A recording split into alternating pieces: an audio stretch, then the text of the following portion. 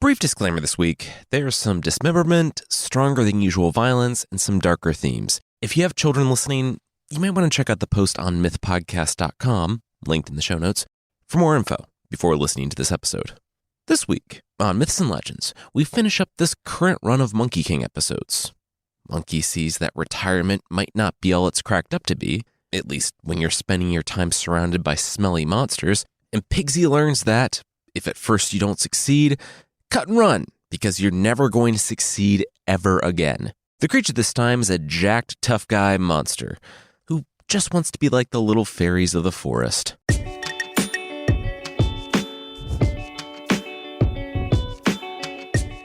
This is Myths and Legends, episode 253B, The Good Guys. This is a podcast where we tell stories from mythology and folklore. Some are incredibly popular stories you might think you know, but with surprising origins. Others are stories that might be new to you, but are definitely worth a listen. Last week on the show, Sun Wukong, the Monkey King, was banished by his master, Xuanzang, a monk, because he kept on killing stuff. The group was immediately thrown into chaos when a monster captured Xuanzang, who escaped with the aid of the monster's wife, a princess who had been captured 13 years prior. Sandy, the 12-foot-tall indigo-faced sand monster, and Pigsy, the pig monster, both disciples of the monk, returned to battle the demon monster and bring the princess home. But Pigsy abandoned Sandy at the last minute, fleeing in terror and allowing the Sandman to get captured. The monster then arrived at the kingdom in the form of a handsome man, telling the story about how Xuanzang, the monk, was actually the monster.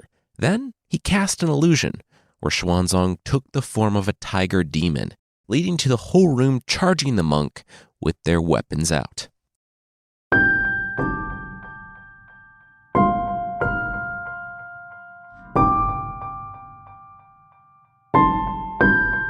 Xuanzang winced as the axe came down on his head. So this was how he died, killed by a room full of guys who thought he was a tiger demon. Maybe there was a lesson here about assuming the worst in people and summarily executing creatures without giving them a chance to defend themselves. Xuanzang didn't really care about any of that. He was just hoping his next time around had fewer monster attacks than this one. But really, how could it not? He was constantly being attacked. As the axe hit his skull, it bounced off. Xuanzang remained sitting there. Other weapons found him, spears, swords, clubs. All felt like they were just inflatable, just bonking him on the head. Kind of fun, actually. "It is not your fated time, scripture pilgrim," the shining being next to Xuanzang informed him, as the tiger illusion around the monk swiped out at the room. "Oh, cool," Xuanzang said, still sitting there as blow after blow bounced off his head and chest. He took some more bites of his dinner, then turned to the spirit. "Hey, don't suppose you can get me out of here?" Xuanzang asked. The light grew brighter. "It is not my role to You don't have to talk like that," Xuanzang interrupted. "It's just us." "Oh, okay, cool," the spirit replied. Sorry, I'm just here to keep you from lethal danger before your time," it explained. Then looked to the room. "Hey," it said to Xuanzang, "you're gonna want to brace yourself here." Xuanzang looked at the men surrounding him. "Brace myself? Why?" He looked back to the guardian spirit, but it was gone. The king yelled out, pointing at Xuanzang. "Get him! Pile on now!" Xuanzang did indeed brace himself before all the king's men dogpiled on him in the form of a tiger.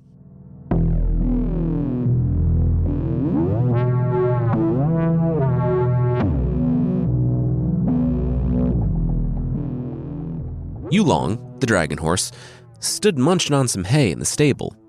He heard muffled screams of his own name. Wait, was that his master? Of everyone, Yulong probably had the best job on the journey. Still got the same redemption deal as everyone else, but instead of fighting monsters and starving, he just had to eat hay and grass and carry Xuanzang. He went to the other side of his stall, to the window that looked out on the rest of the palace compound, and saw a giant tiger, bound, looking at him, screaming through his gag in his master's voice. "Where are we taking this thing?" one guard asked the other. "The hotel, so we can set him up in a suite," the other guard replied. "Wait, really?" "No, the dungeon. Seriously, Gary. Think things through before you say them. No one's going to take you seriously until you take yourself seriously." And then they dragged the tiger monster with Xuanzang's voice from view. Next up came a demon monster, in the form of a good-looking dude. That wasn't even powerful magic like Lady Whitebone. This was rookie intro-level monster stuff. That guy still had part of a tail. "Well, thank you for bringing in such a dangerous monster," the king said, patting the good-looking guy on the back. "Son," the king added with a wink. The monster smiled. Yulong watched as the king led his son-in-law of 13 years to a room. Now, as a way to show his gratitude to the man for capturing the monster and for such a faithful and loving marriage to his daughter, he wanted to present his son-in-law with unlimited wine and a room full of women.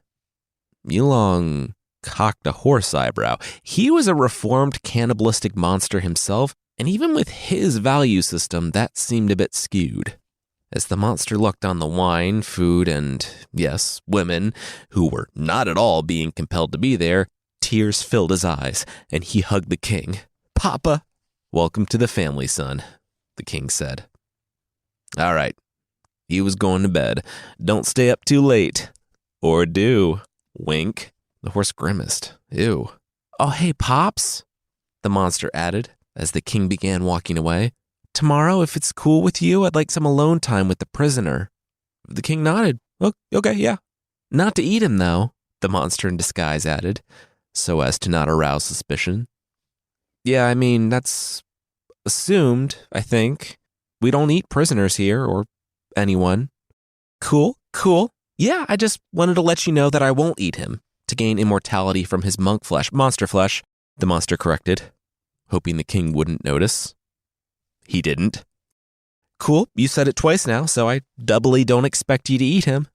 "Good night, son," the king said, and the monster grinned. Ha! The king might have been fooled by his expert-level deceptions, but he absolutely was going to eat that monk in the morning. And with the Sandman bound in his lair and the Pigman fleeing in terror to the forest, there was no one to stand in his way. He was so confident he just said all that out loud. Didn't even matter. He went to the room. Yulong took another bite. No one to stand in his way but Yulong the dragon horse. It was his time to shine. He charged out of the stall, but his horse chest bumped the door. Ah, shoot.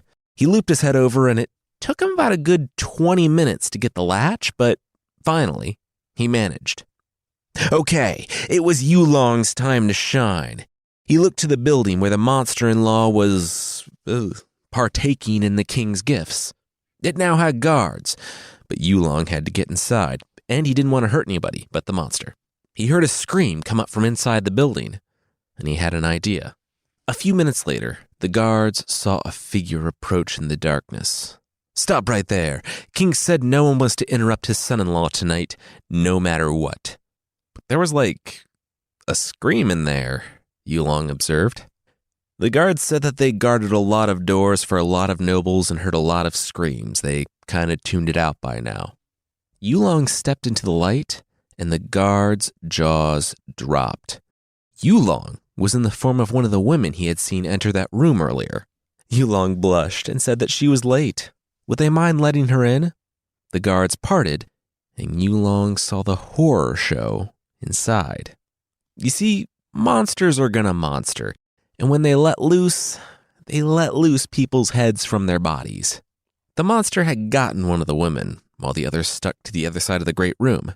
Yulong approached the monster, who was chasing human arm with big gulps of wine, and started dancing.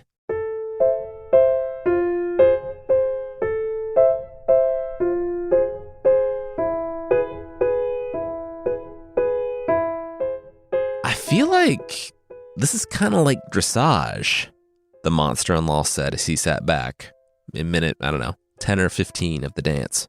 "Oh, do you want me to stop?" Yulong asked. The monster shook his head. No, please, he was totally into it.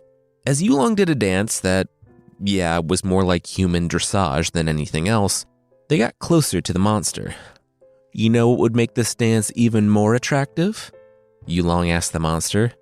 The monster, dazed, shook his head. No, but he was kind of excited to find out.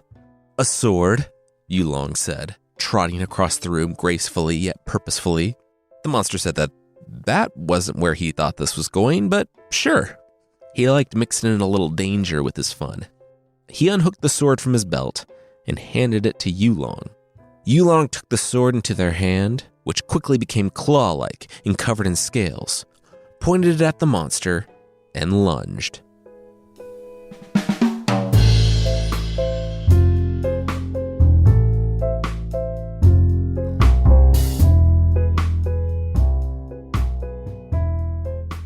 Pigsy, riding his cloud back to the castle, went over his speech to his master. He barely escaped with his life. They were overwhelmed. Sandy had been taken captive. He would plead with the king to send his entire army and then lead from the rear because that's what heroes do. And wait, was that Yulong? Pigsy drove his cloud down to the unconscious dragon, beaten bloody with a growing purple spot on his side. Elder brother, is that you? He said you fled in shame and terror, Yulong managed.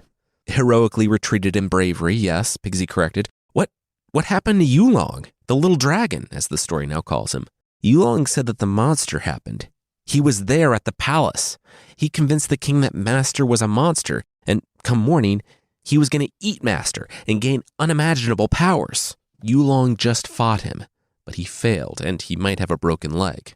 Pigsy helped Yulong onto the cloud. He should rest, knowing that there was only one thing left for them to do now. They would go to the palace where Master was being held. Yulong smiled. Pigsy, finally, had found his heroism. Pigsy continued. They would go to where Master was being held and get their bags. Wait, Yulong tried to stop Pigsy, but he kept on going. They'd find their boat that they left on the river where they met Sandy. Pigsy could row back to his wife and father-in-law, who definitely didn't move without a forwarding address. He could pick back up with his blissful domestic life, and Yulong could be his dragon horse son. They would all be so happy, and more importantly, not dead. What? Pigsy said when he saw Yulong's look. He said that Yulong fought him too. This guy was unbeatable. What better time to cut and run than when they could still run? But present company excluded. There was nothing for them here. They tried and failed. Everyone fails sometimes, Yulong said. It's what you do when you fail that defines you. Pigsy scoffed. Okay, what inspirational poster did Yulong get that one from? Pigsy, you said it yourself. We can't beat him, Yulong said. Yeah, so we should cut and run. Glad you're seeing it my way, Pigsy said. How much did Yulong think he could carry on his busted leg after the monster left him for dead? A lot? Everything? Pigsy was very lazy. No, Pigsy, Yulong said. We can't beat him.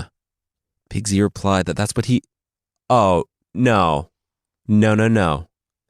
Pigsy, we have to. No. If we don't, they'll both die, Yulong pleaded, biting Pigsy's shirt, and then very much regretting biting Pigsy's shirt. He was a humanoid pig. Yulong continued. He and Pigsy would live, but for what? So they could go back to being monsters? So they could keep doing the same things year in, year out, forever? This was their chance to do something different. Be something different. Pigsy said that he was scared and ashamed. He didn't know why he did the things he did sometimes. Back when Monkey was banished, he was hungry and he wanted to mess with Monkey. He didn't think that Master would banish him. Well, here's where you get to make things right, Yulong replied. And what if he doesn't want to come back? Pigsy asked. The dragon shrugged. Then they had done everything they could. Pigsy nodded. Okay, all right, he'd do it. He'd go seek Monkey. He would admit he had been wrong. He would say Master was in danger and that Monkey was needed. Oh, no, do not do that. That was a great way for Monkey to get indignant and refuse to return. Say that Master wanted to apologize, stroke his ego a little bit. Yulong said. He said that he believed in doing the right thing, but he also wanted everyone to live.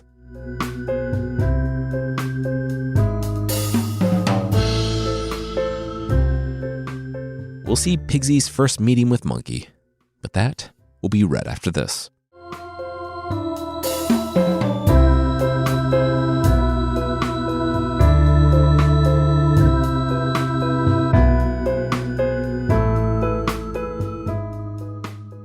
Pigsy touched down on the Flower Fruit Mountain. Wow, this place was paradise. It was true.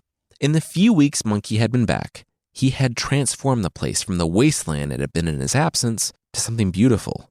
Fruits grew, monkeys danced and frolicked in the open. Pigsy looked up. Wow, double rainbow, nice touch. If this was his home, he wouldn't want to go on a journey to the west either. A horn blew, and the little monkeys, who seemed to take no notice of the pig monster who had dropped down using his ears as sails, all started walking toward the mountain. Pigsy followed. He was still scared, and even though it was dawn and his master's hours were numbered, he wanted to play it safe. He put the hood of his cloak up, and, as he approached the mountain, slipped into the crowd to see Sun Wukong address his people. Sun Wukong rose from his throne and breathed deep. Another beautiful day on the Flower Fruit Mountain. He turned to the approaching crowd and... Wait, Pigsy? Pigsy froze. Pigsy, what are you doing? Pigsy threw back his head. How did older brother know it was him? Monkey gestured to the sea of monkeys who only stood like 2 feet tall. Pigsy was a giant pig monster. Pigsy's shoulders slumped. Oh. A few minutes later, Pigsy sat across from Monkey in Monkey's mountaintop mansion. For Pigsy, this was super weird. It was like seeing a teacher outside of school. So this is Monkey's life. Weird. Monkey cut right to it. Why was Pigsy here? Did Master banish him too? Pigsy's ears swayed as he shook his head. Nope, he was still on the team. Master, he wanted Monkey back. He was sorry. No, don't believe it, Monkey said. He swore on heaven the day he banished Monkey. Pigsy said that Master said it was a horrible mistake. This happened recently when Pigsy messed up leading the group. Kind of a lot. Monkey said that did sound true. Then he paused. Looking at Pigsy, Pigsy read the situation and dropped his head. He said that he was sorry too.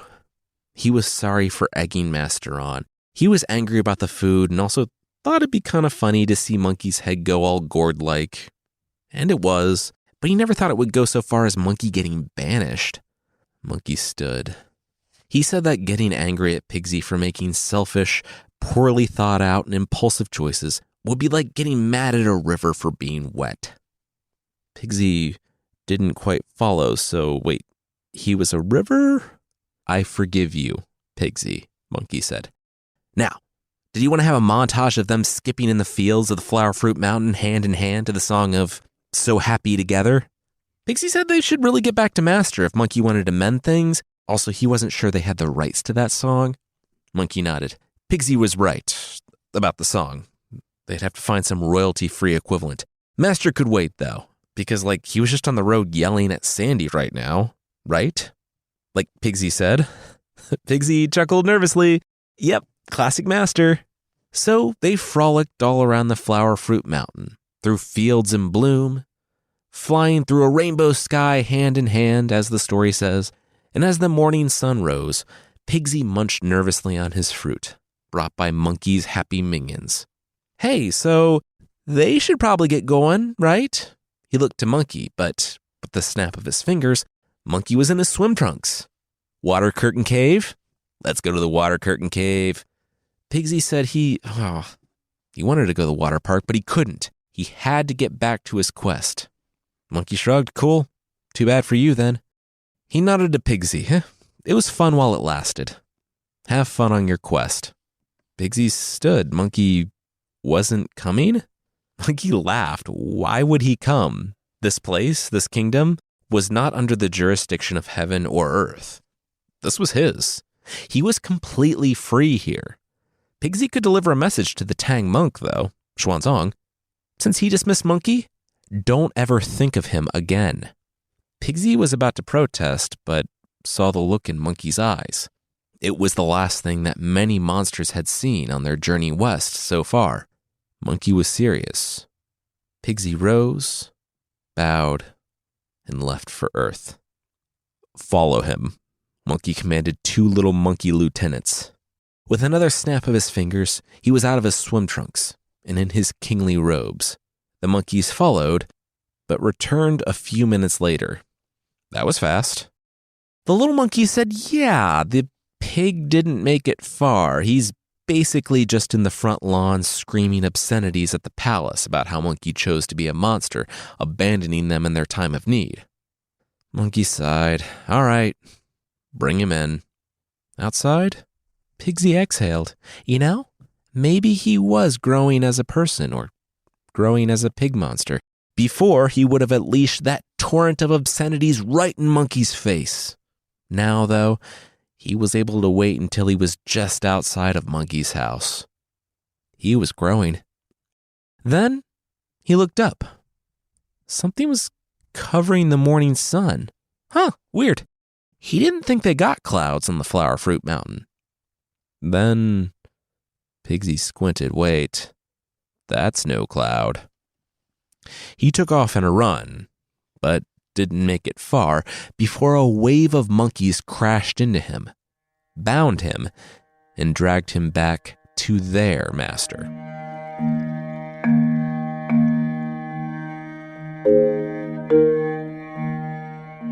Pigsy, I've been working on my golf game since I've been back. Retirement's awesome, Monkey said to the bound pig monster.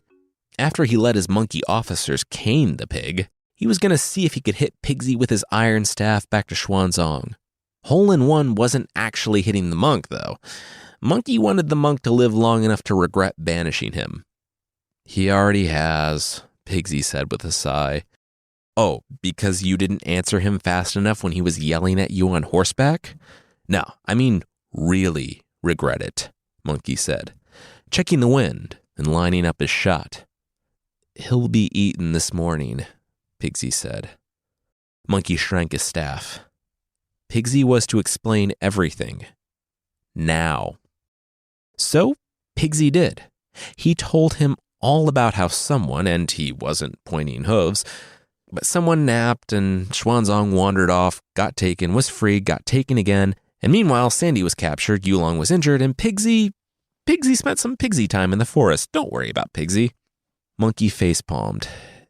Pigsy, I know Master didn't want to invoke my name, but why didn't you? Pigsy, in tears, looked up at Monkey from the ground. Don't you think I did that? I was like, don't mess with us. I have an older brother named Sun Wukong who will come split you in half.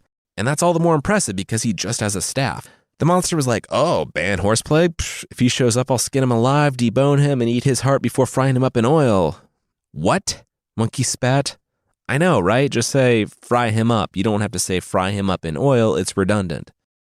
Monkey said, no, the other part. He fumed. When he conquered the Celestial Palace, everyone bowed to him. Everyone. And now this monster was talking trash because he thought Monkey wouldn't show up? Well, you're not gonna show up, right? Pigsy asked. So the monsters of the world can say whatever they want because Monkey's enjoying himself here on the Flower Fruit Mountain, instead of doing what he said he was gonna do. Sun Wukong gave his little monkeys a nod, and a flurry of fingers unbound Pigsy. Monkey turned to his minions. He was leaving. He'd be right back. But if he wasn't, they should care for the fruit, water the willow trees, and look after the animals. The monkeys said, but Sun Wukong was going to be right back, right? Sun Wukong smiled. Sure, right back. Sun Wukong told Pigsy to mount a cloud. He would meet the pig there. To rescue Master? Pigsy asked. Monkey shook his head. Not there, not yet. They were going to the monster's cave. You see, even monsters love their children.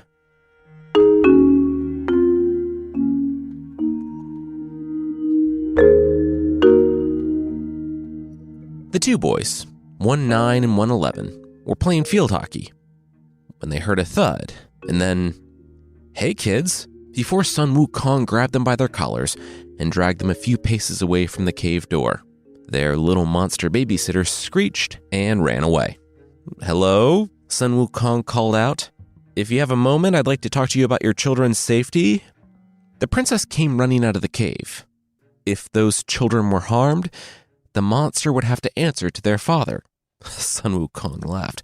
Well, that's kind of what he was hoping for. The woman looked him over. Oh, it was him. The one Sandy had been warning the monsters about. "I know the whole story," the Monkey King said. "You can say you released him to protect the children. It will save you from the monster's wrath. It's almost over." The princess nodded and rushed inside. Sandy came out with open arms, legitimately grateful to Sun Wukong, but Sun Wukong stepped back. "What, hugs?" First, Sandy was sand. Sun Wukong didn't like sand. It was coarse and irritating. It got everywhere. Secondly, where was Sandy when Sun Wukong was being tortured and banished? They were brothers, and Sandy just stood there watching. Sandy said Monkey really didn't have to drag him through this. He realized he messed up and he was sorry. Now, the monster had taken a different form and gone to his wife's kingdom. He was going to eat Master. Monkey said that they knew. When Pigsy fled in terror, he stopped by the kingdom. Also, Pigsy and Sandy should talk out their own issues because they needed to be a united front if they were going to beat this guy. Sandy said that he was good. If you expect Pigsy to make terrible decisions, then you're never disappointed. No apology needed, buddy. Pigsy smiled. Well, that was easy. Holding the kids, the half-demon children of the monster and the princess, up by their collars, Monkey called out to the princess, saying that he was borrowing these. Monkey called up 2 cloud lifts and said that he was staying here. He scouted out a field nearby. When the monster found that his children had been taken and Sandy was free, he would rush back to the cave to demand answers from his wife and minions. Monkey would be waiting for him here. Pigsy and Sandy, though, would take these clouds and go to the palace where the monster was still sleeping it off. They would dangle the children high above the city, right outside the house where the monster had been partying with the women, and they would drop them. Sandy said that they were the good guys, right? Kidnapping and threatening the lives of children, that didn't feel like good guy behavior. Monkey said nothing was going to happen to the kids. Their father had super hearing, super speed, strength, flight. He could shapeshift into a feather bed to catch them. The kids would be fine.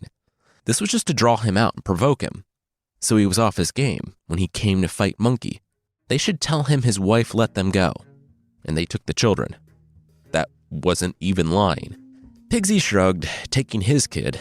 And Sandy, a little trepidatious but trusting of Monkey's plan, grabbed his own. Monkey looked to the sun.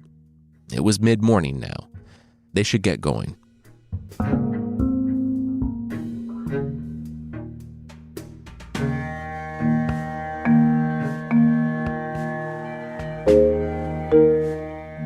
We'll see the final battle, but that, once again, will be right after this.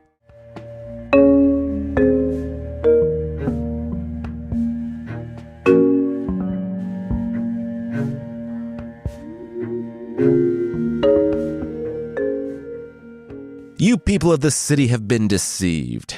The people of the kingdom heard about 10:30 a.m. from the pig monster, floating on a cloud dangling a child over the stone pavilion. The man you believe to be your prince is really a monster, and these are his children. You all will see his true form right now, Pigsy said, and nodded at Sandy. Monster, show yourself, or your children die, Sandy not really yelled, kind of stated with a lot of hesitation. He still wasn't feeling good about this whole thing. He swallowed hard, held the demon child out, reassured himself that they were the good guys, and let the child go. A few minutes later, he and Pigsy were knocking on the monster's door. Monster? Pigsy and Sandy here. Please wake up. There have been some developments. After a few more minutes of knocking, the door opened. It was the super handsome guy, half in monster form, half in super handsome form. He said he was so sorry. He was super hungover. He overslept. If they didn't mind, he was going to stop by the jail cell and eat that monk and be on his... Wait a minute. He squinted, shielding his eyes from the sunlight, to see Sandy and Pigsy there. Sandy, who was still supposed to be tied up in his cave. Then his eyes found something else. The remains of Pigsy and Sandy's big threat on the stones. Sandy grimaced. Hi, they were the good guys? The monster, blinded by tears, launched from that spot, blowing back Sandy and Pigsy and destroying most of the doorway in the process. He was going home.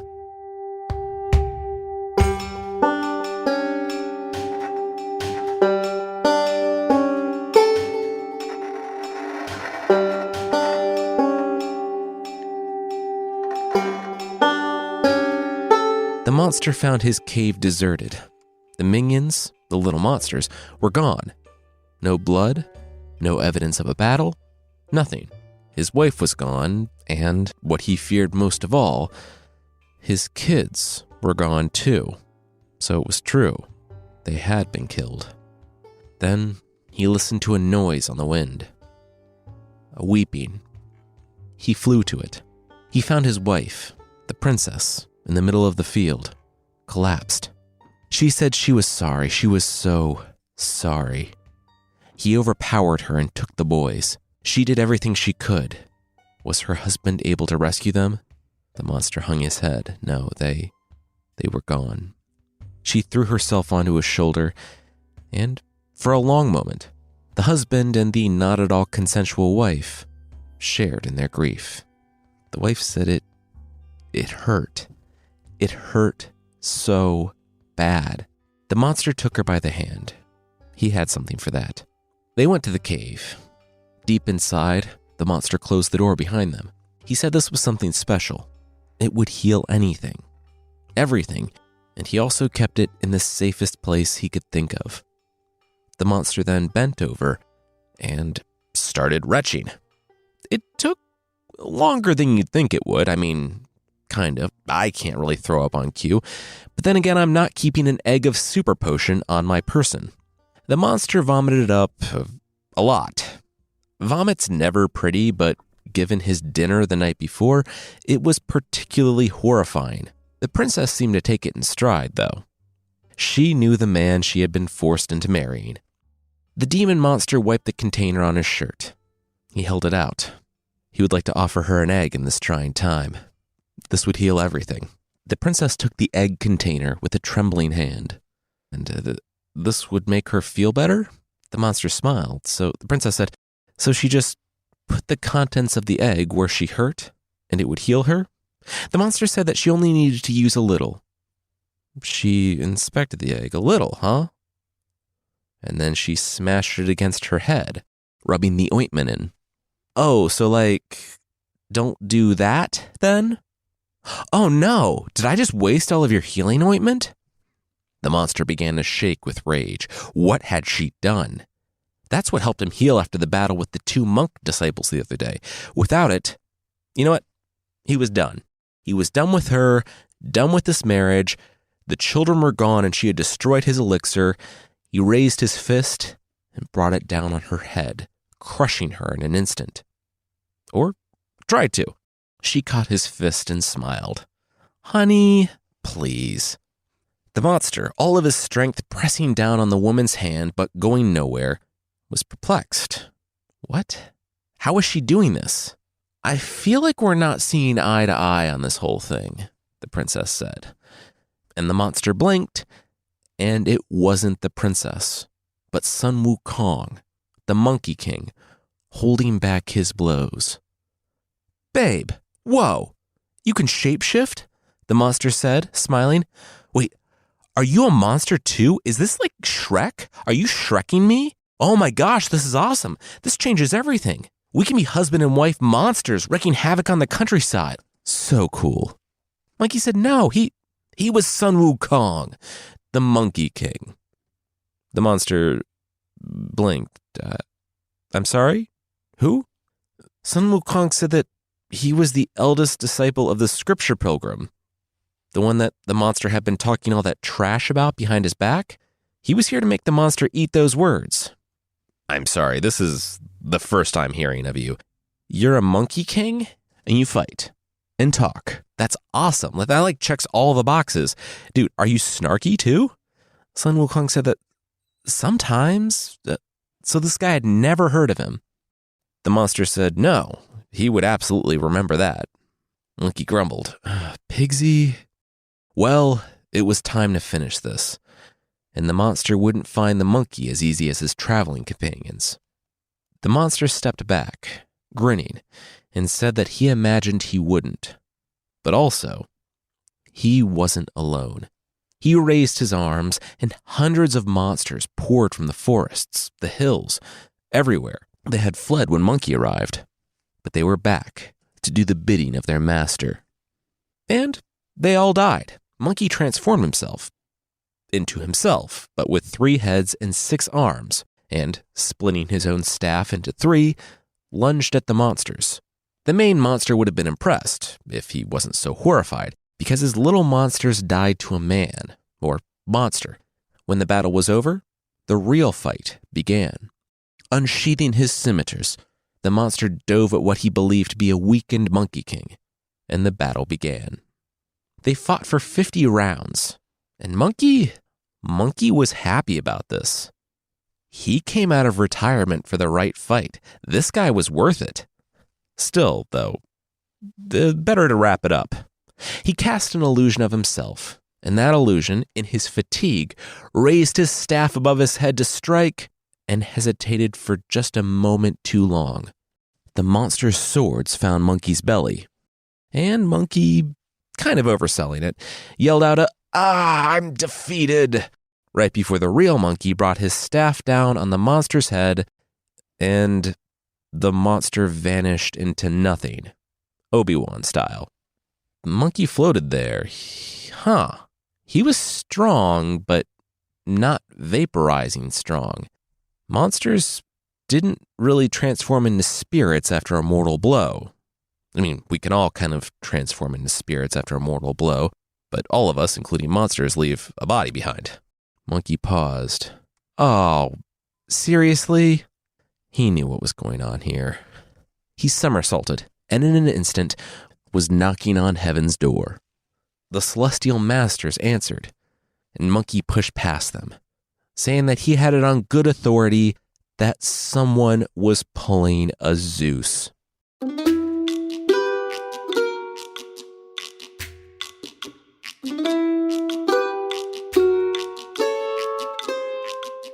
Monkey paced before the Jade Emperor, the master of heaven. Who hasn't been here? Who hasn't been answering the roll call? The Emperor looked it over. Actually, one hadn't. Only one. Ravati, the Woodwolf star. A nervous laugh erupted from the crowd. What? I've been here the whole time. He was dragged to the front, and people had to hold Monkey back. The Emperor said Ravati had been gone for 13 days. 13 years on Earth. Monkey shook his head. 13 years. The authorities demanded answers. Why would this celestial being abandon the beauty and pleasures of heaven to abscond to the earth? Well, turned out it was a Zeus. He was pulling a Zeus. Ravati hung his head. Go on, tell them, Monkey said. Ravati sighed. She was one of the jade girls in charge of the incense in one of the halls, up here in heaven. They had been in love once, and she transformed herself into a human so that their love would not defile the celestial palace. Little did she know, I guess, that you forget everything when you're born. So he transformed into a demon and kidnapped her so they could live as husband and wife. Aw, the people said. Monkey said, no, she didn't want to marry you. You kidnapped her for like a long time. Ravati held up his hands. He said he knew Sun Wukong was fated to defeat him, so what was the harm? You kidnapped a woman and forced her into marriage and ate a lot of people, so you could find the motivation to continue on your redemption quest, Ravati said with a smile. Monkey said that this was horrible. The Jade Emperor agreed. It was. Ravati was stripped of his rank. For now. He had to be the fire tender for another Celestial. But when that was completed, he could be restored. Monkey rolled his eyes. Oh, cool. Okay. So like a slap on the wrist then. So fair. He was leaving. He backflipped down to the earth. A Celestial guard ran up. Monkey left without bowing. Should they drag him back and make him bow? The Emperor waved his hand. Anytime Monkey leaves the heavens without destroying the place, that's a win.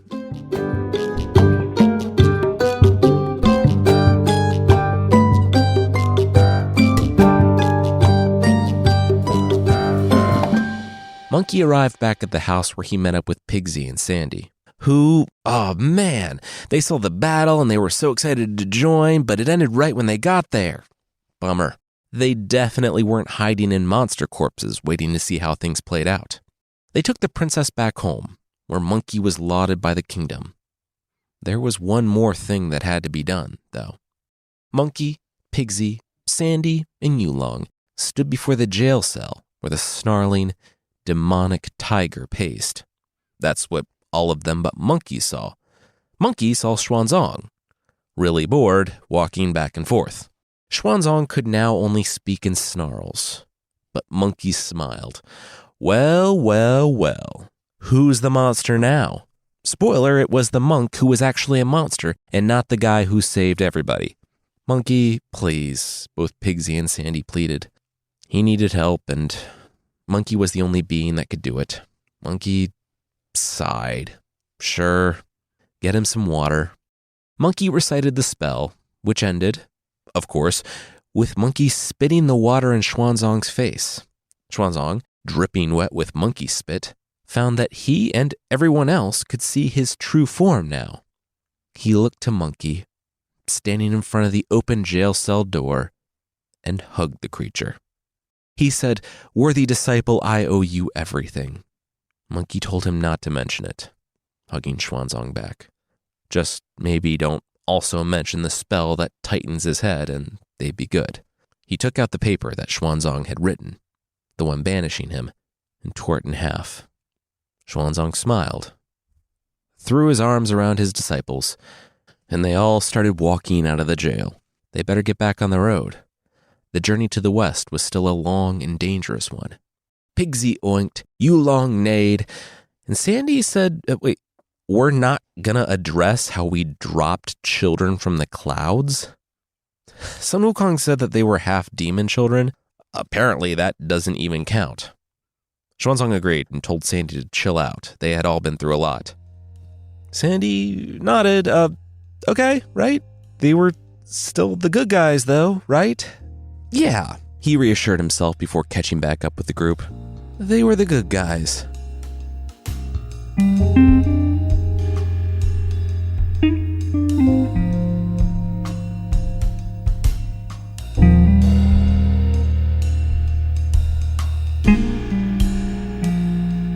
That's where we're going to leave it this time. The status quo restored. The story, unfortunately, does not address what the mother thought of her children being dropped from the clouds. And Yulong, despite his probably problematic depiction of someone switching genders to do harm, goes back to being just their horse. When we catch up with this group later on this year, they will be, once again, back on the road. If you'd like to support the show, there's still a membership thing on the site. For less than the price of an oversized wearable blanket in the form of a hoodie, you can get extra episodes and ad-free versions of the show that won't make you look like you were just hit with a shrink ray. For more info on the membership, check out mythpodcast.com/membership.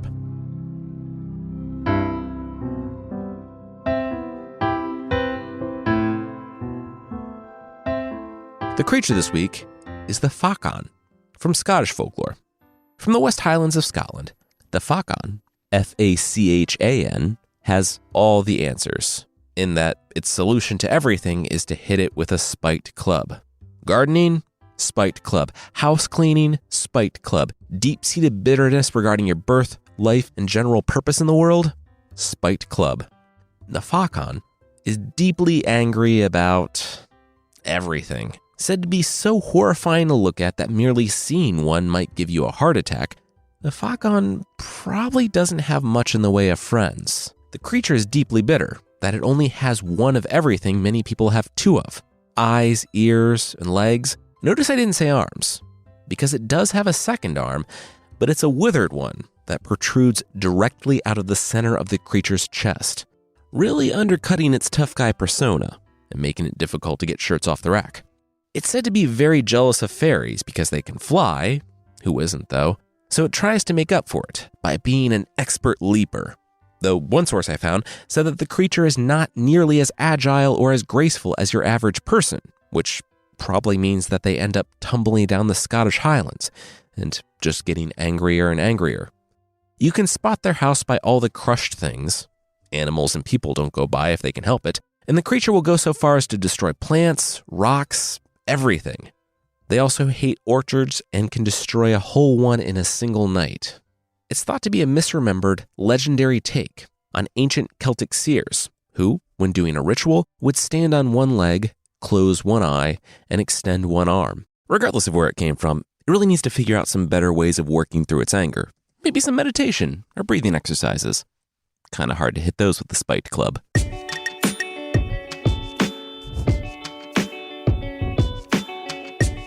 That's it for this week. Myths and Legends is by Jason and Carissa Weiser.